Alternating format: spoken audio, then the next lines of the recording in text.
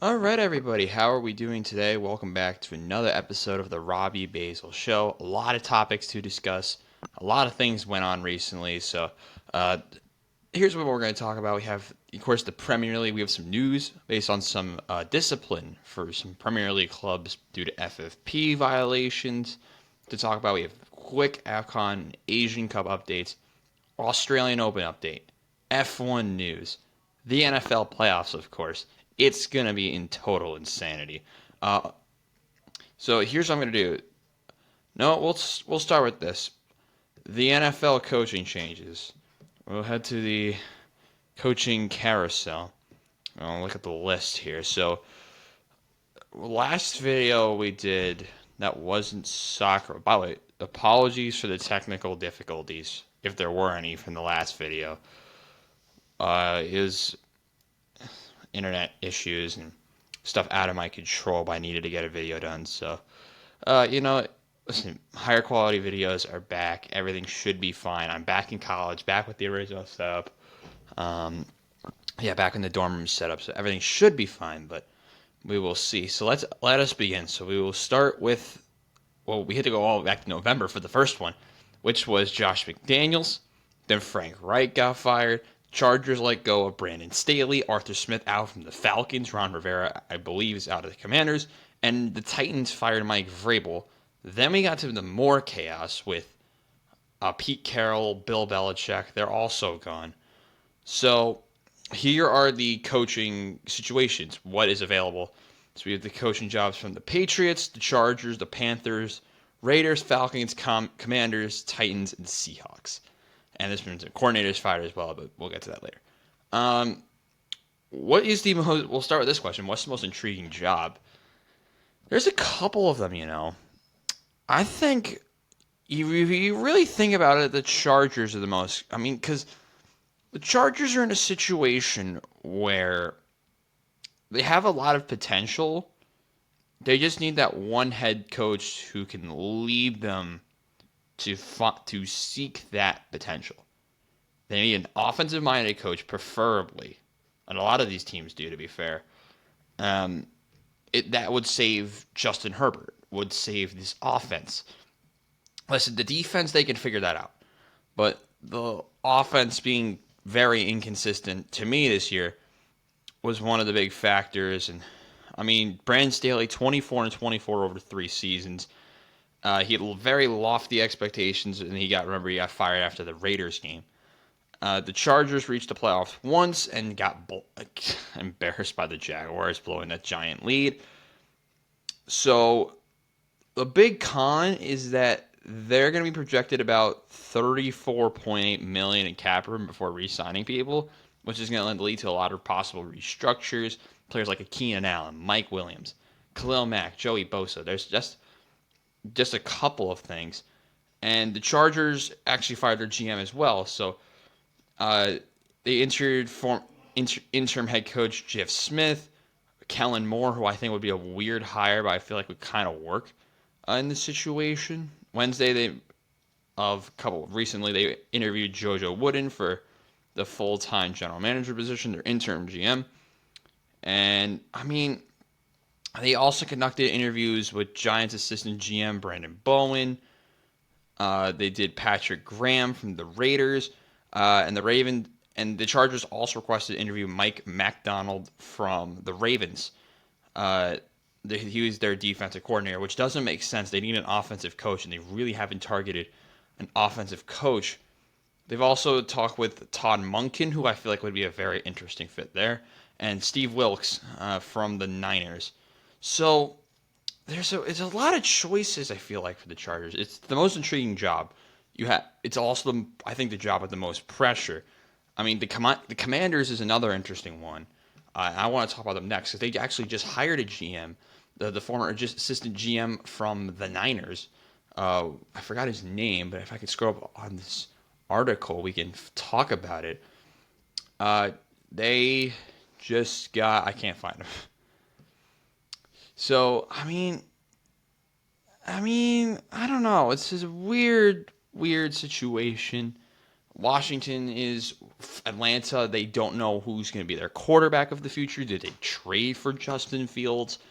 Whoever they would send, whatever they would send back. Do they think they can save him? The Titans, another intriguing one, because not really intriguing anymore. They might have just lost Derrick Henry, possibly, but I think Vrabel, after getting sacked, I think he's going to be the lead. He is currently the lead, probable favorite, I think, for the Patriots job.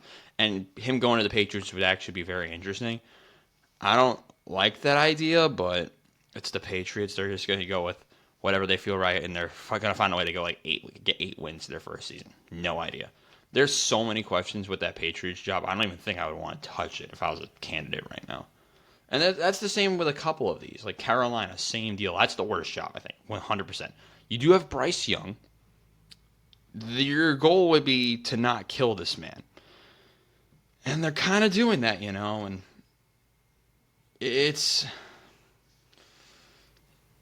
they're just an absolute mess, and they have a lot to learn, and their owner is not helping either. David Tepper is not helping either.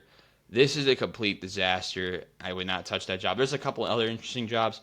I'm hoping Antonio Pierce gets hired by the Raiders. That would make a lot of sense because he was actually a pretty decent coach there. Seahawks, I have no idea what they do. I think that's the one of the other. I think if you have to list the two most intriguing jobs, it's the Chargers and the Seahawks. Seahawks, I think, are a coach and a quarterback away from really competing. They have good offensive weapons. DK Metcalf, Jackson Smith and Jigba. They have Kenneth Walker in the running game. I mean, the defense is solid when healthy. It's going to be, who is your quarterback? Is it still Geno Smith? Do you draft someone to back up Geno for a year and then they go out and start a project quarterback maybe? Kind of like with Jordan. I mean, comparing Jordan Love because he was behind Rodgers, but that's kind of the idea, but it's just not Aaron Rodgers. I don't know if that would really work. I mean, the Seahawks have a lot of options, and I don't know who they would want to hire. I know the Lions offensive coordinator is getting a lot of interest once the Lions are eliminated. But speaking of the Lions, let's go to the NFL playoffs, because the coaching situation is so many unknowns. But we do know is the playoff picture is shaping up, and there's still games tonight. There's actually 2 games tonight, because the Bills game got moved the day after we made the last video, the day after the Friday video or whatever. I don't know. So far, let's talk about the games that have happened. And was I correct in my prediction? With the Texans beating the Browns, I was correct on this. My take was wrong. C.J. Stroud played very well, but the one flaw that a lot of people talked about that thought this was going to cost the Texans the game shined the most. That's the Texans defense. Wow. 2 pick sixes in consecutive drives at one point. They were owning the Browns every which way. Still, Joe Flacco threw for 307 yards. We threw 46 attempts. I mean, they could not get a good run game going. 8 carries, 26 yards, and a score for Kareem Hunt, but that was it from him. David Njoku's the leading receiver. This is an interesting situation, the battle of what I would think is the Coach of the Year candidates here.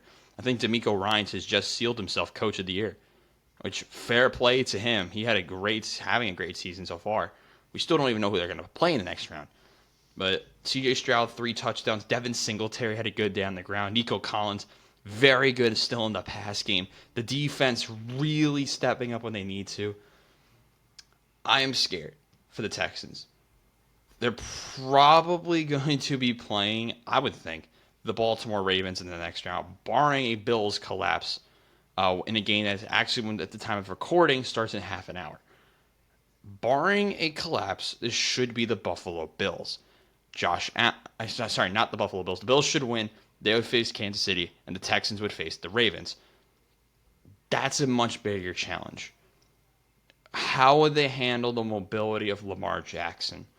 You look at some of the teams they've played.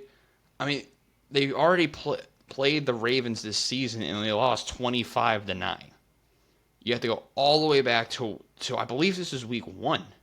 Yeah, it was week 1, but Lamar Jackson didn't look very good. 17 of 22 for 169 and an interception. Just the Texans really couldn't move the ball, and the Ravens had didn't do anything special either. I mean, you have 2 rushing touchdowns on 8 carries for 9 yards from Justice Hill, so it's all goal line stuff. Can the Ravens limit Lamar Jackson enough and find ways to score more? That's the only way I see them having a chance here. Do I think the Texans have a chance? Yes. And they proved that last week from the weekend. Is it the biggest chance in the world? I don't know. But to their credit, a lot of people did not give them a lot of hope, a lot of faith, a lot of credit that they should have deserved, and really counted them out against the Browns. And what did they do? They really stepped up against the Cleveland Browns, deserved to win that game. Fair play to the Texans. They're into the next round. And then we have the Dolphins. I mean, they're going to be coming up and make excuses that their season was lost on injuries, and they're not wrong. The problem is that no one really stepped up when they needed to, other than, you can argue, Tyreek Hill. 5 catches, 62 yards. At least he had a touchdown. It was a deep touchdown, too, so he wasn't really that effective. The temperature got in the way. The run game was not really there. You can make all of these excuses, and the defense played bad. But I think a part of it has to fall on Tagovailoa. 20 of 39, must-win playoff game. I mean, he's not prone to playing negative 20-something degree wind chill. He's from Hawaii. So I really don't think you can really go after Tua that much. But not the best performance ever from Tua. Mahomes stepped up to the occasion. But another player I think that really stepped up to the occasion, and he has for a lot of this season, is Rashee Rice, the wide receiver. 8 catches for 130 and a touchdown. He's played great. He's just doing Rashee Rice things at this point. Travis Kelce, 7 for 71. No one really else contributed in the passing game, so it's really Mahomes, Pacheco, Rashee Rice, and Travis Kelce. It's 4 players. Is this team going to be able to beat, if they win, the Bills? Probably not. But with the playoffs this year, there's so many unknowns. You just don't know how each team will play on a given week. It's just the way it is. So, congrats to the Chiefs. They're also into the next round with a ton of questions behind them. Next up, we have the games from yesterday. And we started it off. I was actually in a restaurant watching this one. We have Jordan Love and the Packers beat Dak Prescott, who threw 60 passing attempts. 60. 6-0 and lost. They put up 32 points, threw for over 400 yards. 272 yards only for Jordan Love, but it was enough because Aaron Jones had a field day. 21 for 118 and 3 scores. Big thing that stepped up early on, the Packers defense, led by an early interception from Jair Alexander. They really forced Dak to make bad decisions, and that's what you needed to do in a game like this. I didn't really get to talk about it that much. Romeo Doubs, great game from Romeo Doubs, 6 for 151. Christian Watson's falling apart. 1 catch, 9 yards. What are we doing? But Jaden Reed, a guy who a lot of people were highlighting at the beginning of the game, didn't have a catch. 0 for 0. It was really a big day for number 87, Romeo Doubs. Jair had a pick. Darnell Savage had an interception, which was a nice play as well. But really, the day goes to Jordan Love. 16-21 for 272. A team that was really counted out by fans, analysts, probably some people within maybe even in their own organization, maybe even counted them out. I'm not 100% sure on that, but that's possible speculation. Packers deserved it. They really did. They went to Dallas, doing not many teams were able to do. If there were even any teams, what some teams were able to do all year, and that's win at Dallas. Very, very impressive from the Green Bay Packers. They're third in the next round. For Dallas, it felt inevitable, but I didn't believe the inevitability.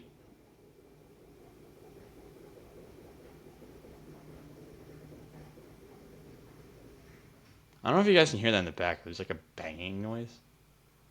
I have no idea what the hell that was. I don't even know what room that came from. It sounded like a washing machine. back to the. Oh God. Yeah, people are moving back in today. To be fair, back to the sports for Dallas. Inevitable collapse. Tony Pollard 15 of 56 wasn't really that involved in terms of yards.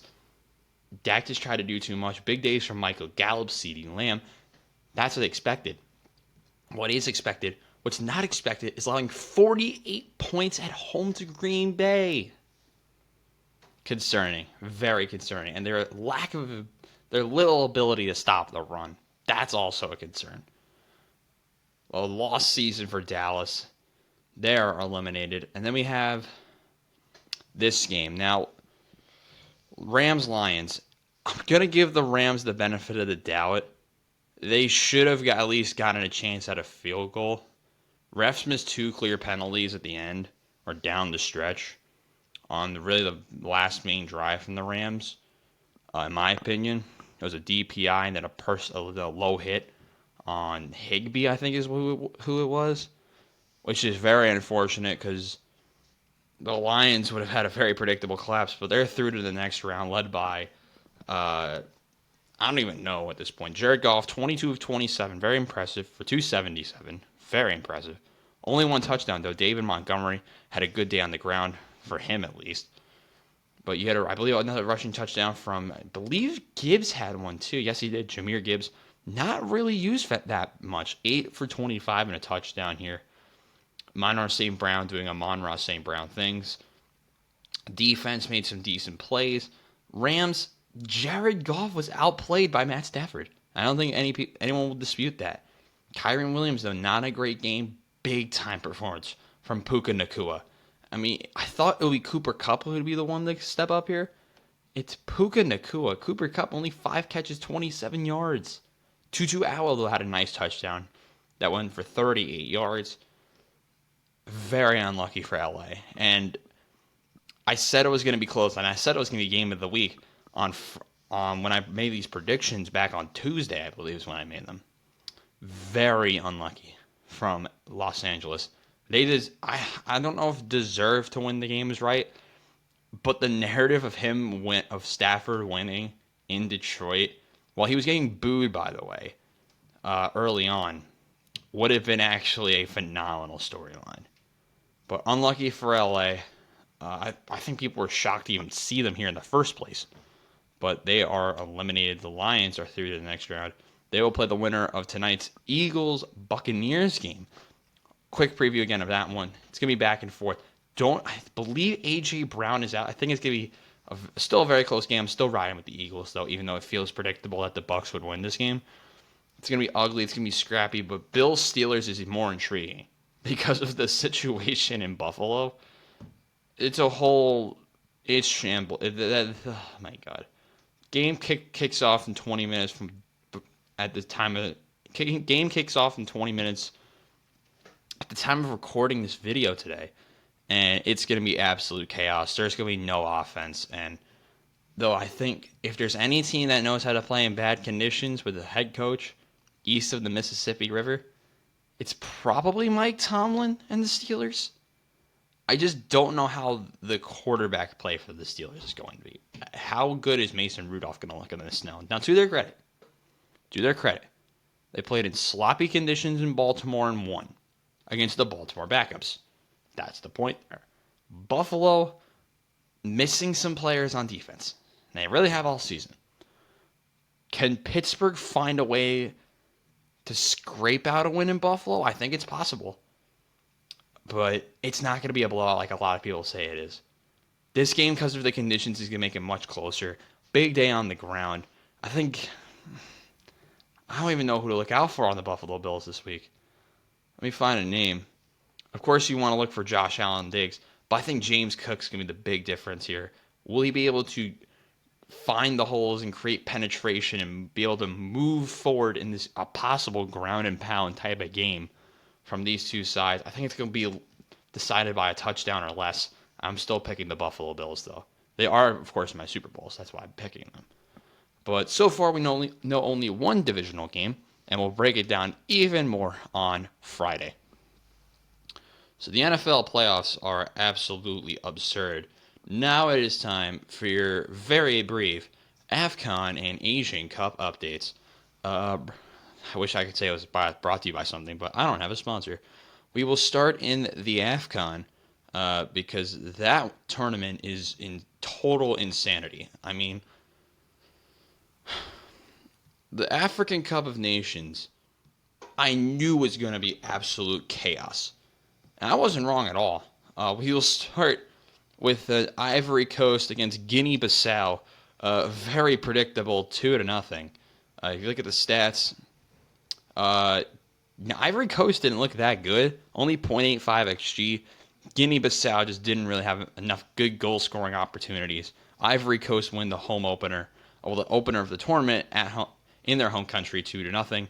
And then we have these shenanigans with Nigeria and Equatorial Guinea. Equatorial Guinea, I told you in the preview, they are unkillable in the group stage. They went out, okay, had how many shots on target? I think like one or two. They had one shot on target, scored. Nigeria had 19 shots total, 3.52 xG, one goal. Miraculous. The goal was scored by Victor Osimhen for Nigeria. Salvador scored for Equatorial Guinea. And Equatorial Guinea go out and draw their opening match while getting dominated off the field by Nigeria. It's like Nigeria losing to Lesotho. It's like the same thing. Actually, they drew Lesotho. Did they draw or beat Lesotho? Back in qualifying like a couple months ago. They drew Lesotho. Okay. They also, for reference, if you forgot how bad of a run of form Nigeria is in, they haven't won a match since September when they beat Sao Tome and Principe 6-0. That's concerning. They have drawn Saudi Arabia, Zimbabwe, Lesotho, lost to Guinea in a friendly, and then drew Equatorial Guinea. And oh, by the way, they have Ivory Coast next. And they play Ivory Coast on Thursday. Nigeria is in the bin. I don't know. I have no idea how that's going to go. But then it kind of got overshadowed, I think, Chad, because Egypt choked it and drew Mozambique. Mozambique actually has a chance to make it out of the group now. I really counted them out. Egypt had 2 xG, 21 shots to 6, but really it's the fact of you don't care how many shots you have. Can you put the ball in the back of the net? Mozambique really is playing like Equatorial Guinea. Mozambique, 2 shots on target, 2 goals. Good for them. They went out and drew because of a Mo Salah penalty in the 96th minute that saved the Egyptians, one of my favorites to win the tournament. Went out and drew Mozambique. Perfect. The narratives are there. It's going to be crazy. And then to finish that entire chaotic first full day, we had Cape Verde beat Ghana 2-1. A late goal by Gary Rodriguez for Cape Verde lifted a massive 3 points for the Cape Verde national team. Good for them. Good for Cape Verde. I said they could possibly be dark horses in the last video. No, not really. I mean, I thought they were going to... I had this game predicted to be a draw. To be fair, I did have Egypt scoring 2 goals, so give me a little bit of credit there. But I have Cape Verde doing better than Ghana. And so far, that's not looking bad. But Ghana is in serious trouble. And let me tell you why. Ghana plays Egypt on the next match day on the 18th. That game, if Ghana loses, is going to put their chances at the knockouts they're going to have a very slim chance to make the knockouts now, which is crazy. Mozambique, shout out to them. I didn't have them getting a point, so shout out to Mozambique. Fair play. Was I right in my other predictions? I did have Nigeria and Equatorial Guinea as a 1-1, so I'll take it. I also had Ivory Coast winning. So far, that's the predictions we had. And then we had the games from today. Starting us off, we have Senegal beating the Gambia 3-0. You know, I didn't realize that I did have Senegal beat the Gambia. I didn't think it was going to be by this much. The Gambia got a red card. I feel like that's a theme with them, you know. Ebu Adams got a red card after going down 1-0 after an early goal. Senegal takes major advantage, and Senegal have already scored more goals in the group stage than they did the entire group stage of the previous AFCON. That's crazy. They scored 1 goal and finished first in their group in the last AFCON. For those who don't remember, and oh, by the way, they did not score a goal from open play. It was a penalty. But they didn't need that in the first match because they went out and beat the Gambia 3-0. Very unlucky. And then Cameroon drew Guinea after Guinea also got a red card. The memes are amazing. Mohamed Bayo scored, and then Francois Camano, I think that's how you say that, got a red card. Frank Majiri scores in the 51st minute for Cameroon. By the way, Cameroon's a mess. So, that's how the game ended. It was 1-1. Cameroon called up Andre Onana. Onana had his flight delayed, made it to the Ivory Coast, and was not on the roster sheet for the first match. Perfect.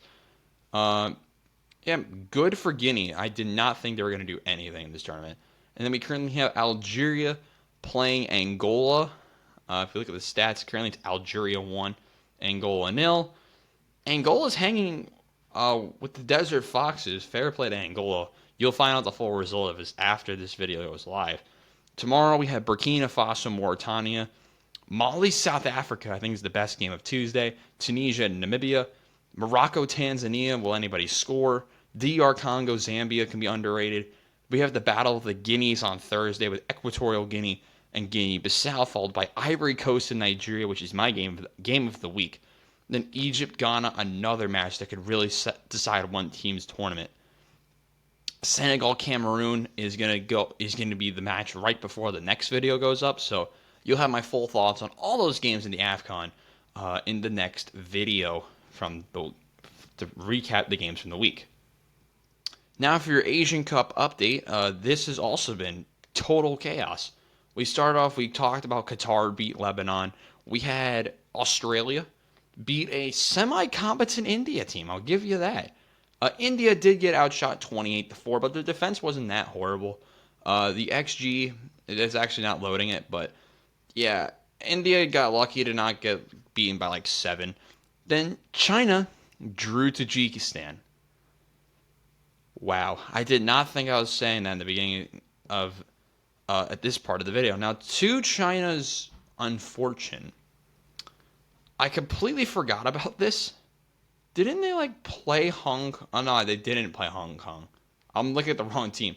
China drew Tajikistan. They haven't won in a while, but Uzbekistan followed that up by drawing Syria, which I did have correct. I did have that game correct. Then we had Sunday. Japan beat Vietnam predictably. They won 4-2. A good match from Japan. I'm surprised that Vietnam, who I forgot had a ton of injuries as well. They had half of their big time players out of this tournament in every layer of the team: goalkeeper, defense, midfield, and their attack. Japan outshot them. Minamino Brace lifts Japan to win 4-2. I am not going to try to say those names because I'm totally going to butcher that from Vietnam. They made the UAE win 3-1, but more importantly, Hong Kong scored a goal. I did not think that was going to happen. Hong Kong, fair play. They lost to the UAE 3-1. Very unfortunate. But to Hong Kong's unfortunate, they haven't won a match since October the 14th when they beat Bhutan 4-0. To their credit, though, they have beaten a team within the last 6 months 10-0, which was Brunei. I don't know. But the best team they've at least gotten a point from the last 6 months was Turkmenistan. So take that how you will. But Hong Kong kind of held their own. They actually leveled it with Chan scoring, but 2 UAE penalty conversions lifts the UAE 3-1. Then Iran beat Palestine 4-1. That was kind of predictable. The Iranians, they really took it to the Palestinian national team. Very unfortunate for Palestine. Playing the opening match against Iran is not fun. I can confirm for you. Then we had South Korea today. We'll take a look at these matches for just to compare of how bad we were for this week. I actually got a lot of my predictions right, I believe, because we have South Korea going out and beating Bahrain. I think I had that. Yes, I did. South Korea beat Bahrain Jordan beat Malaysia, so I'm 2-for-2 in this group. And then Indonesia fell to Iraq 3-1. If there's a game to watch out for this week, it's tomorrow at 12:30. It's Saudi Arabia, and they're playing Oman, which I think the most underrated team in the tournament, versus arguably one of the most overrated teams in the tournament. I think this one's going to go back and forth. I'm very intrigued to see how it goes. I did have a draw, I believe, for this result. But if there's another underrated game to watch out for, Japan Iraq, I think can be pretty good. That's really the only other main game from the week. It's not anything really that intriguing to the eye, I would say. Up until till the weekend, I would say, because Oman, Thailand, I feel like would be underrated. But that is your AFCON and Asian Cup updates.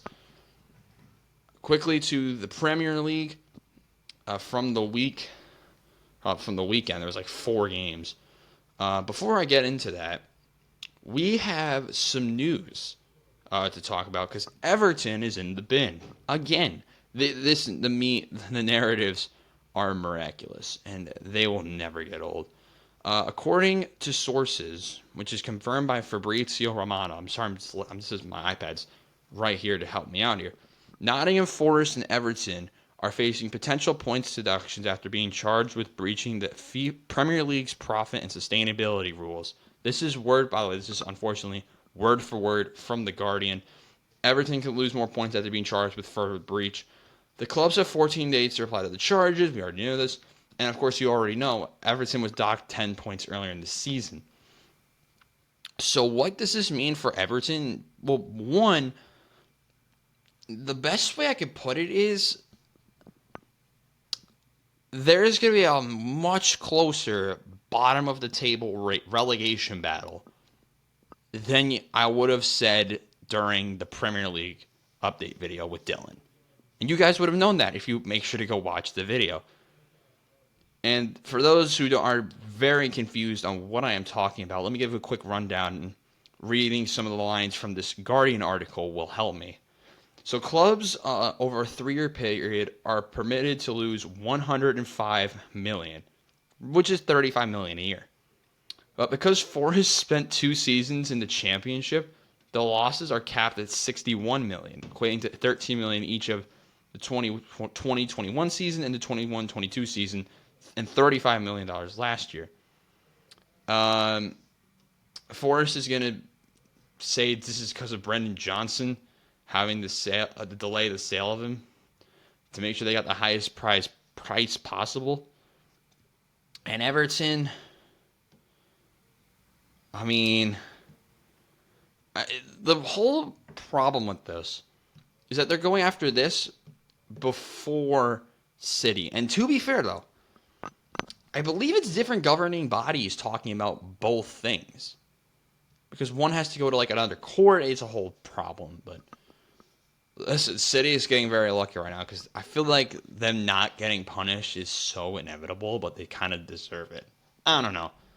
That is your so the news is, just to recap, Everton and Nottingham Forest could possibly be getting points deductions very soon for this season, opening the door for the relegation battle. Now on to your games from this week. The main result. Hold on, chat. What the hell was that? I have no idea what just happened.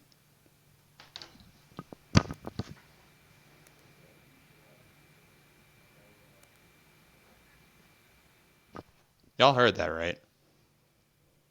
I have no idea what's going on. Anyway, back to your Premier League update. Burnley drew Luton Town. Chelsea play Fulham. A boring one, but they did win a goal to nothing. Cole Palmer in it. Scored another one. He scored a penalty. Chelsea won 1-0. Manchester City beat Newcastle 3-2. A match that went back and forth, but the return of Kevin De Bruyne really opened the eyes of people to show how much of an impact he will have on the team. We're all screwed. The Premier League season might be over already, but 2 early goals from Isak and Gordon were not enough as City win 3-2 at St. James's Park. We have Everton and Villa play the most boring game possible, 0-0. And then Tottenham.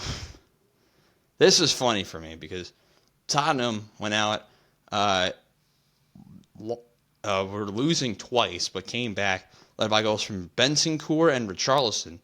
After Højlund scored again and Rashford scored. Is Højlund turning a corner? Let me know in the comments. To grab a 2-2 draw. So taking a look at the table now, we have Liverpool leading the league. Then it's City, Villa, Arsenal. Tottenham is in 5th, but they do have a match at hand over everybody. Most of the teams below them, they do have a 6-point gap, so they are net 5th. Well, they're actually going to be in 5th at the end of the week, unless Arsenal lose by 4 goals. Arsenal, of course, play this week. They get Palace, which I think is going to be a back-and-forth showdown. I think a game's going to be... Crystal Palace's defense is going to be annoying, but Arsenal's, I think, is going to get grabbed. I'm going to say a 2-0 win. I don't know what's wrong with this team. It really feels like this can be a 0-0, but I'm going to say Arsenal win it. I think it's going to be back and forth, though.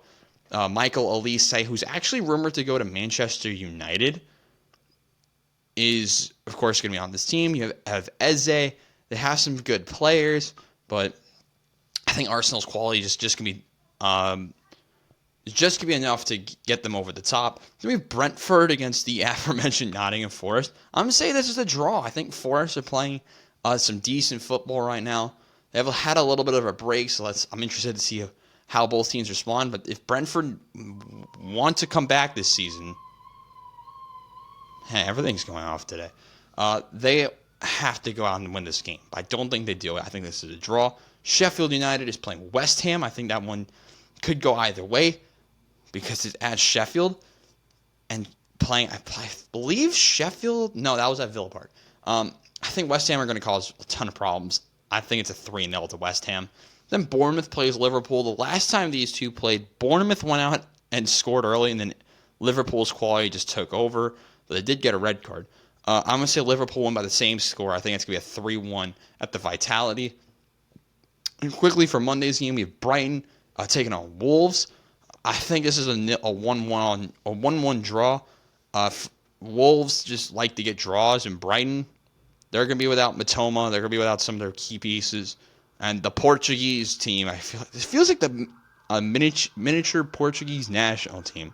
They're going to go out and grab a draw against the Seagulls, leading into our games for Tuesday, which we'll break down. We'll actually talk about these games even more, break it down all more on Friday. Finally, it is time for your Australian Open update. Because if you remember, we did make our predictions last week. So, how have my predictions gone so far? We'll start with the men's bracket. And we actually had a scare on the first night, which was not great. We had Rublev, one of my favorites, play Seybold Wild of Brazil, and that match went to 5 sets, and Rublev won via tiebreak, 10-6. So he is through to the next round, but he didn't look that great. It's a 5-set thriller is not what you're hoping for. Other major results, not a lot of upsets early on. Ben Shelton looked great. Sebastian Korda won. Medvedev had a walkover. For the only main upset so far was Jari of Chile losing in 5 sets to Koboli. Musetti won. Novak almost lost. I'm going to say almost because this Prismic dude actually played a good match. He took a set against Novak and really hung with him till the very end. He played a good match, though Novak did win. We had Taylor Fritz go out and win. Baez from Argentina got a walkover. Tiafoe won. So a lot of the big-time players did go out and win. Tsitsipas won. Kachanov. And then we have the matches from today. Haguro Aliasime finally decided to win a first-round match. We had my boy Hubert Hurkacz win last night in straight sets. Good for Hurkacz. So 3 for 3. We have a couple other players still to play their opening round contest including Lehecka, I believe that's how you say it, from Czechia. He plays tonight at 7 o'clock.